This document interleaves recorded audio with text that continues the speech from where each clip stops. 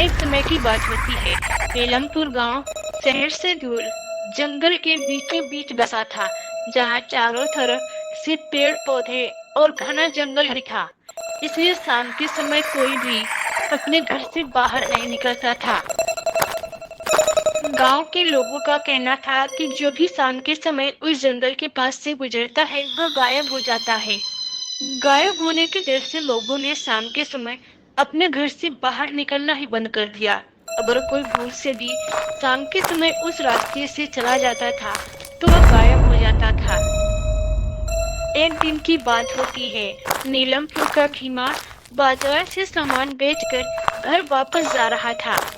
भीमा बहुत घबराया और डरा हुआ था, क्योंकि शाम हो चुकी थी और उसे वही रास्ता पार करके गांव पहुंचना था। भीमा जल्दी जल्दी जंगल पार कर रहा था, लेकिन फिर भी उसे ऐसा लग रहा था कि कोई उसके पीछे पीछे आ रहा है। और बार बार पीछे पलट कर देखता, लेकिन वहां पर उसे कोई दिखाई नहीं देता। अरे मुझे ऐसा क्यों लग रहा है कि कोई मेरे पीछा कर रहा है। अब मैं क्या करूं, कैसे आवाज लगाऊं, जल्दी जल्दी ये जंगल पार हो जाऊं, नहीं तो पता चला औरों की तरह मैं भी गायब हो गया। भीमा गांव पहुंचने ही वाला था कि अचानक ही उसकी चीख गांव तक सुनाई देती है और वह भी गायब हो जाता है। भीमा के गायब होने से गांव में डर का माहौल बन जाता है। इससे गांव के लोग बहुत परेशान रहते थे। एक दिन के समय गांव के सब लोग एक जगह इकट्ठा होते हैं और लोगों की गायब होने की समस्या पर आपस में बातें करते हैं। गांव वालों, अपने गांव की समस्या तो बहुत बड़ी है। अगर हम इस पर विचार नहीं करेंगे तो एक दिन हम भी गायब हो जाएंगे। अब पूरा गांव वीरान और सन्नाटा पड़ा रहेगा। इसमें रहने वाला कोई नहीं होगा, क्योंकि जो भी उस रास्ते से शाम को गुजरता है वह गायब हो जाता है। धीरे धीरे करके गांव के काफी लोग कम हो गए। आखिर ये लोग गायब होके जाते कहाँ हैं? कौन इन्हें गायब करता है? बात तो तुम ठीक कह रहे हो भाई, क्योंकि अपने गांव में आने के लिए सिर्फ वही एक रास्ता है। दिन में तो वहाँ कोई दिखाई नहीं देता और रात में जो भी उस रास्ते से आता है वह गायब हो जाता है। आखिर हम इसका पता कैसे लगाएंगे? मेरे पास इस समस्या का समाधान करने के लिए बहुत अच्छा विचार है। जब तक हमें ये नहीं पता चलता कि इंसान को गायब कौन कर रहा है, तब तक हम उसका कुछ नहीं बिगाड़ सकते। अगर वह भूत प्रेत है या इंसान है, हम तभी पता लगा सकते हैं जब वह गांव में आएगा। इसलिए हम सब शाम के समय गांव से बाहर नहीं निकलेंगे और दूसरे गांव के लोगों को भी मना कर देंगे कि हमारे गांव में ना आए। इससे उसे इंसान नहीं मिलेगा तो वह इंसान की तलाश में गांव में जरूर आएगा, चाहे वो इंसान हो या भूत प्रेत। इसी से हम उसका पता लगा सकते हैं, बाकी तो कोई दूसरा रास्ता नहीं है। सब लोग अपनी अपनी बातें खत्म करके अपने अपने घर चले जाते हैं। उस दिन के बाद से रात के समय कोई भी अपने घर से बाहर ही नहीं निकलता था। कुछ दिनों तक ऐसा ही चलता रहा। फिर एक दिन गीता और रीता नाम की दो सगी बहनें गांव के चबूतरे पे बैठकर आपस में बातें कर रही थी। अरे तुम दोनों कौन हो? तुम्हें तो पहले इस गांव में नहीं देखा। क्या तुम दोनों शहर से हमारे गांव में घूमने के लिए आए हो? नहीं, हम दोनों तो एक अनाथ बहनें हैं जिसका कोई नहीं है। हम दोनों तो अपने रहने के लिए इस गांव में ठिकाने की तलाश कर रहे हैं। सुना है इस गांव के लोग बहुत दयालु हैं। कहीं रहने की थोड़ी सी जगह मिल जाती तो बहुत अच्छा होता। हम कोई छोटा मोटा काम करके अपना जीवन बिता लेंगे।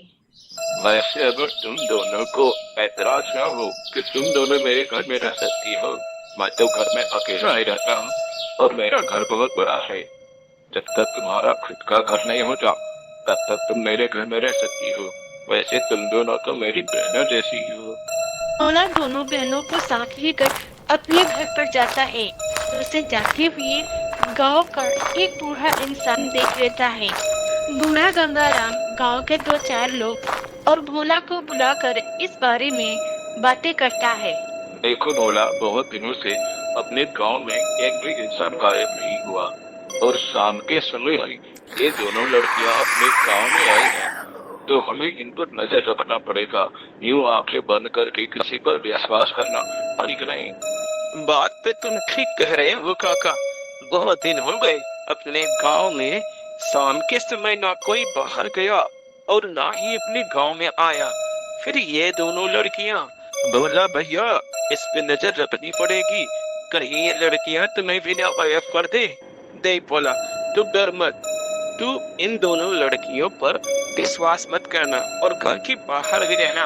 अगर तुझे कुछ भी शक हो तो हमें आवाज लगा देना, हम तुरंत ही तेरे पास आ जाएंगे।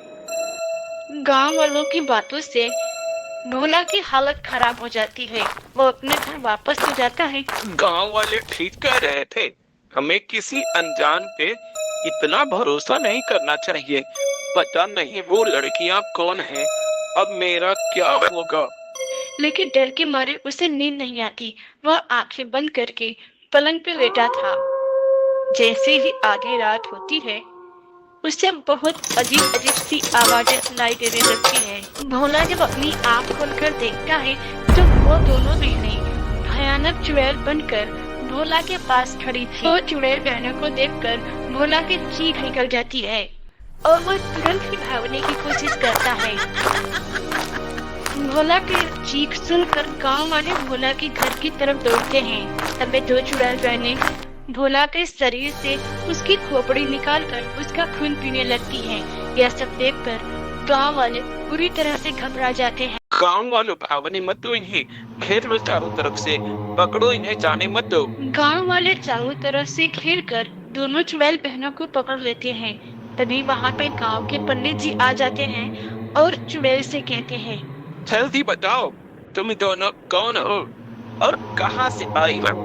तुमने हमारे गांव के भोला को क्यों मारा? उसने क्या बिगाड़ा था तुम्हारा? जल्दी बताओ नहीं तो तुम्हें अभी भस्म कर दूंगा। तो तुम्हारे गांव के रास्ते में रहने वाली चुड़ैल है, हम लोगों का खून और मांस खाती हैं। बहुत दिन हो गए थे गांव के रास्ते पर एक भी इंसान हमें नहीं मिला, इसलिए हमें अपना रूप बदल कर गांव के अंदर आना पड़ा और हम तुम सबको मार कर तुम्हारा खून पी जाएंगी। तुम दोनों इतने दिनों से हमारे गांव के लोगों को मार कर खा रही हो और हमको ये लगता था कि कौन हमारे गांव के लोगों को गायब कर रहा है। अब हम तुम्हें यहाँ से जाने नहीं देगी, तुम्हें यहाँ जला देंगे, तुम बच के नहीं जा सकती हो। सभी गांव वाले मिलकर चुड़ैल को आग लगा देते हैं। आग लगाते ही चुड़ैल जलकर भस्म हो जाती है।